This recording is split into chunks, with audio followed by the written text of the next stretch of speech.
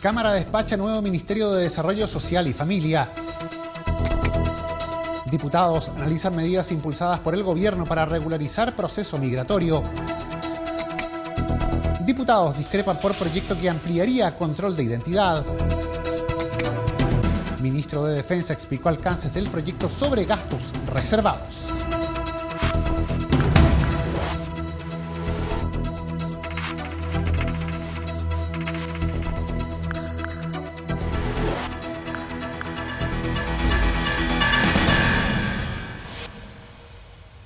¿Qué tal? Sean bienvenidos a una nueva edición de Frecuencia Legislativa. Los saludamos, iniciamos de esta forma una nueva edición de noticias, una nueva revisión de las informaciones más relevantes ocurridas en las últimas horas aquí en la corporación. Iniciamos hoy contándoles que la Cámara despachó el nuevo Ministerio de Desarrollo Social y Familia. El proyecto, analizado en tercer trámite producto de los cambios realizados por el Senado, reforma el actual Ministerio de Desarrollo Social. Esto con el objeto de incluir el concepto y perspectiva de familia, tanto en sus definiciones como en las políticas a seguir por parte del Estado. En condiciones de pasar al gobierno para su promulgación como ley de la República, quedó el proyecto que crea el Ministerio de Desarrollo Social y Familia. Ello luego que la Cámara de Diputados aprobara las modificaciones planteadas por el Senado al texto despachado en primer trámite. La iniciativa, en particular, reforma el actual Ministerio de Desarrollo Social y le asigna el nuevo enfoque de familia, que deberá estar presente en las políticas y acciones que lleve adelante la cartera. Para la diputada Sandra Mar, este concepto es muy relevante, ya que tiende a dar un perfil integral a las políticas que desarrolla el Estado. Cuando trabajamos programas sociales, la verdad es que no podemos pensar solamente en trabajar programas que apunten a un individuo aislado, una persona aislada, sino que aquí se trata de cambiar los paradigmas de lo que es la política social, trabajando con un enfoque totalmente integral, como es el trabajo, considerando que es el núcleo fundamental de la sociedad y son la primera organización donde se inserta una persona. Los cambios promovidos por el Senado se relacionan en su mayoría a la denominación de la nueva cartera, que varió desde Ministerio de Familia y Desarrollo Social a Ministerio de Desarrollo Social y Familia. Varios parlamentarios calificaron este cambio de cosmético y, como remarcó el diputado Jaime Naranjo, no releva la importancia y el avance que compete al proyecto de ley.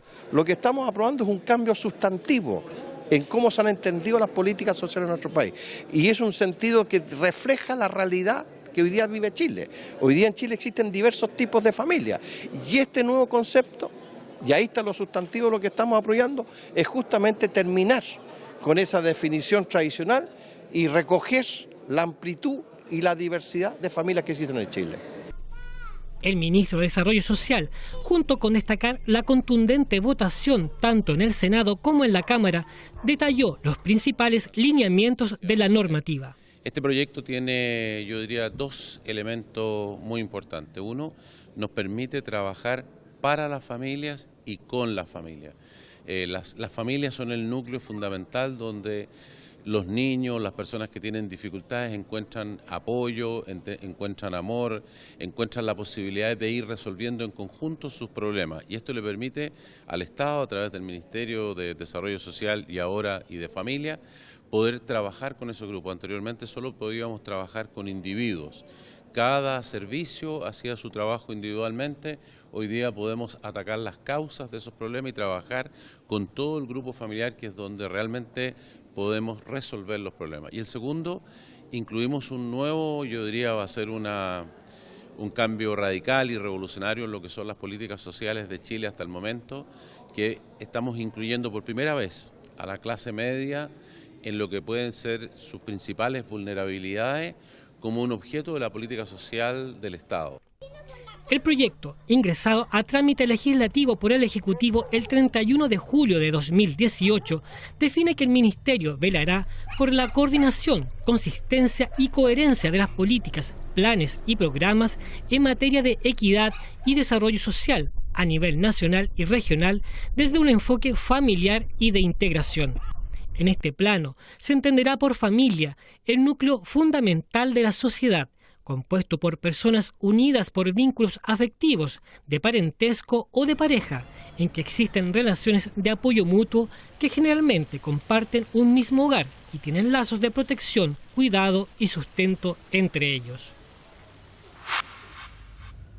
La Comisión de Gobierno Interior recibió al jefe del Departamento de Extranjería, Álvaro Belolio, quien dio cuenta de las gestiones del Ejecutivo para agilizar los procesos de reserva de hora para la atención de público que requiere regularizar su presencia en nuestro país.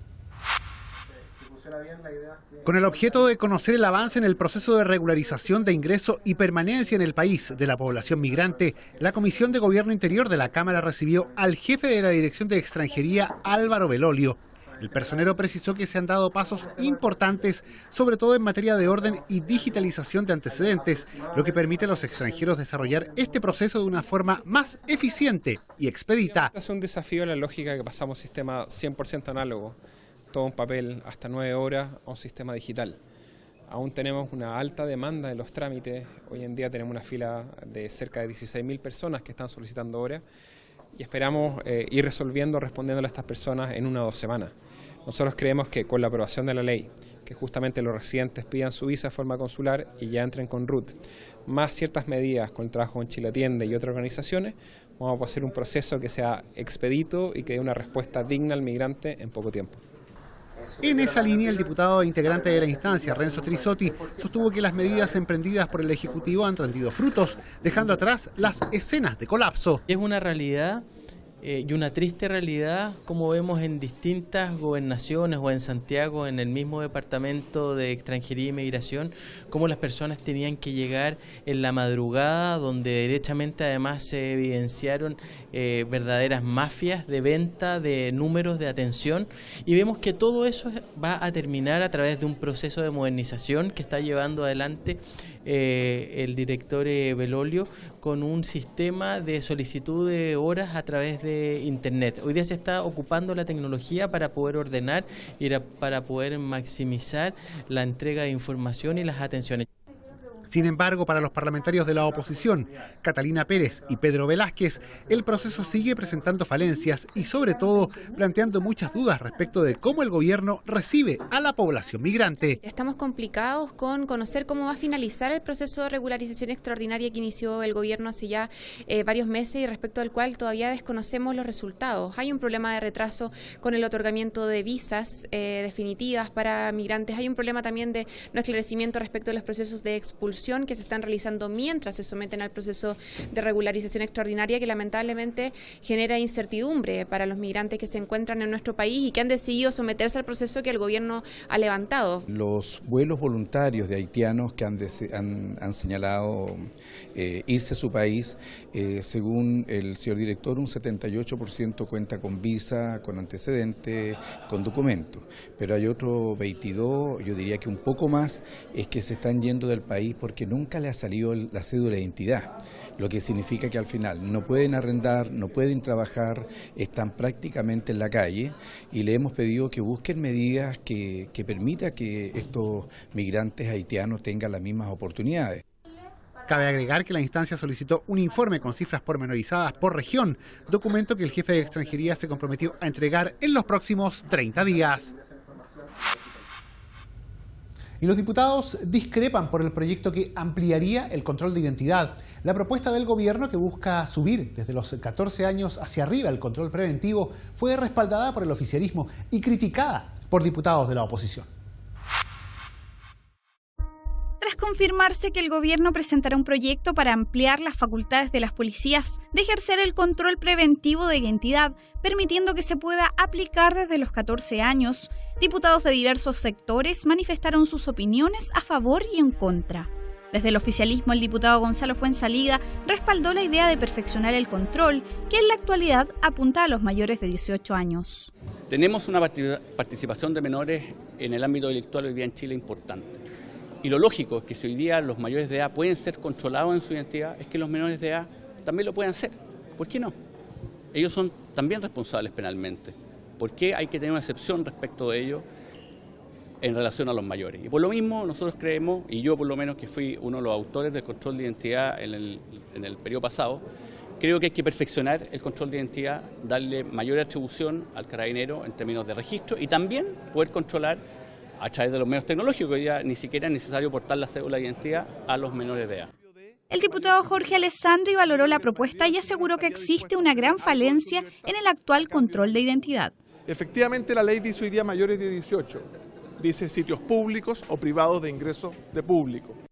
Y creo que hay que revisar, bajarlo a 14 en una primera instancia. Yo creo que menor de 14 aún no es necesario, pero sí 14, y para eso hay que cambiar la ley que obligue al menor de 18 a portar su cédula de identidad. Hoy día solamente los mayores de 18 deben portar su cédula. Desde la oposición criticaron la modificación y cuestionaron la entrega de mayores facultades a carabineros. Así lo explicaron las diputadas Carmen Hertz y Andrea Parra. A mí me parece alarmante que se pretenda extender el control de identidad a esa edad, a menores de 14 años. Me parece que estamos derechamente no abordando los temas de una manera racional, sino estamos entrando derechamente en la conformación de una suerte de Estado policial. Más aún cuando el país está en conmoción nacional después del asesinato de Camilo Catrillanca, resulta completamente improcedente pretender entregarle mayores facultades a Carabineros de Chile. Estamos hablando de una medida que no solo puede vulnerar los derechos de los niños, sino que además no ha demostrado ningún efecto para disminuir la delincuencia. Creemos que es un error y que de verdad hacemos un llamado al gobierno a que efectivamente ponga el foco donde tiene que colocarlo. En la misma línea, los diputados Leonardo Soto y Jaime Mulet criticaron el anuncio y señalaron que el control para los menores de edad es algo que ya existe. Es una pésima idea. Primero porque es inútil, porque ya existe un control de identidad que efectúan las policías respecto a todos los menores de edad, pero son menores de edad que se encuentran en alguna condición especial, por ejemplo en conducta sospechosa. Hoy día el artículo 85 del Código Procesal Penal establece que las policías pueden controlar la identidad, revisar mochilas, e incluso hasta detener a menores de edad que se encuentran en actitudes sospechosas de haber cometido o disponer a cometerse alguna falta o delito, incluso si se sospecha que tengan una orden de detención pendiente o estén disimulando su identidad. Es decir, el control de identidad a menores de edad ya existe y por lo tanto es inútil la propuesta del gobierno. Segundo, es peligrosa, porque se hace esta propuesta en el tiempo que existe la mayor crisis en Carabineros en cuanto a control de sus operaciones policiales. La detención por sospecha, que es una especie de control de identidad, antes se llamaba así, detención por sospecha, creo que no es el camino correcto. Yo creo que la delincuencia hay que enfrentarla con severidad, pero de acuerdo a los marcos de la legislación moderna y de tratamiento moderno en materia de derechos humanos. Normalmente los controles de identidad o detención por sospechas terminan perjudicando a los sectores más vulnerables, a la gente que tiene más precariedad, muchas veces económico y social. Desde el gobierno afirmaron que el proyecto de ley será presentado dentro de los próximos días al Congreso. Y el ministro de Defensa explicó los alcances del proyecto sobre gastos reservados. Ante los diputados de la Comisión de Hacienda, el titular de Defensa informó también sobre 15 medidas que se están impulsando administrativamente y que buscan restar discrecionalidad en el tema de los gastos institucionales o el mal uso de los recursos públicos. Con la participación del ministro de Defensa, Alberto Espina, y de los subsecretarios para las Fuerzas Armadas y de Hacienda, Juan Francisco Gali y Francisco Moreno, respectivamente, la Comisión de Hacienda de la Cámara continuó analizando el proyecto que regula la asignación de gastos reservados en el sector público. En la oportunidad, junto con entregarse lineamientos generales de la propuesta, se informó sobre 15 medidas que se están implementando en el ámbito de la defensa, y cuyo contexto pasó a explicar el subsecretario Gali. Esto se engloba dentro de la Agenda de Probidad y Transparencia que anunciamos con el ministro Espina en noviembre del 2018, que incorpora las lecciones aprendidas de muchas de los irregularidades o de la falta de la probidad que se han detectado en el último tiempo y concreta lo que hicimos al iniciar la gestión del actual gobierno cuando suscribimos con la Contraloría General de la República un convenio que daba cuenta de todas las auditorías que se habían hecho en el sector defensa y las modificaciones que era necesario hacer. Los legisladores del oficialismo apoyaron los cambios promovidos, tanto legislativa como administrativamente, y estimaron que van en la línea correcta, como expresó el diputado Guillermo Ramírez. En mi opinión, Aquí las dos medidas más importantes que se han tomado es, primero, la derogación de la ley del cobre. No tiene ningún sentido que las Fuerzas Armadas se financien de una manera distinta al resto del Estado y que finalmente haya una cierta opacidad o haya también una cierta inquietud para saber cuáles van a ser finalmente los ingresos que van a tener las Fuerzas Armadas. Mejor que se hagan en el Parlamento, de manera transparente, si se quiere, como ha propuesto el ministro, no anualmente, sino por periodos más largos para poder hacer inversiones, pero no tiene ningún sentido mantener la ley reservada al cobre. La segunda, que a mí me parece que es la medida más interesante, es que por fin va a haber un control civil de los gastos, no solamente de los gastos del Ejército, sino también de los gastos reservados. Y eso me parece a mí que finalmente va a permitir que lo que se gaste bien. En la oposición, en tanto, hubo opiniones disímiles, algunas a favor de avanzar, pero realizando los necesarios perfeccionamientos a la ley, como planteó el diputado Pepe Out, y otros decididamente en contra de la propuesta, como indicó el presidente de la comisión, diputado Pablo Lorenzini. A mí me gustaría que el proyecto acotara los gastos reservados a los temas de seguridad interior y exterior del Estado. De manera que nadie pudiera justificar como reservado un gasto para la organización de un evento, un gasto para una cena, un gasto para un regalo, un gasto para infraestructura suplementaria, etcétera. Todos esos son gastos que pueden y deben ser declarados con detalle. Y segunda cuestión que es relevante es quién ejerce el control. A mí me parece que debiera operar, como ocurre en Estados Unidos, en Francia y en otros países, una comisión especial que funciona bajo secreto del Parlamento, que puede ser perfectamente la Comisión de Defensa o la Comisión de Relaciones Exteriores, que supervisa, ante la cual el organismo debe dar cuenta del uso de esos gastos reservados. Viene un proyecto de ley con un artículo, y lo único que dice es que el jefe administrativo, ya sea de la Presidencia, de las Fuerzas Armadas, de Inteligencia, de Carabineros, ¿no es cierto?, de Relaciones Exteriores, va a informar oral y resumido al señor Contralor, pero secreto además, o sea, oral, resumido y en secreto. Y después el Contralor igual le va a informar en secreto y oralmente al presidente. ¿De quién dependen estos ministerios donde están los gastos reservados? O sea, es un chiste. ¿De qué estamos hablando? ¿A qué le tienen miedo? Lo hemos visto ahora con los casos de los últimos meses. O sea, ¿por qué no se puede saber, aunque sea en secreto, el mismo Contralor, por escrito, con documentación de respaldo y que él pueda venir al Congreso cuando tenga dudas? Para eso está el Congreso, que aprobamos sus recursos, en sesión secreta si quieren. Las medidas contemplan un nuevo mecanismo de financiamiento de las capacidades estratégicas de la defensa, un control civil en la rendición de cuentas de los gastos reservados, la creación de un registro único de proveedores y la definición de reglamentos sobre pasajes y fletes.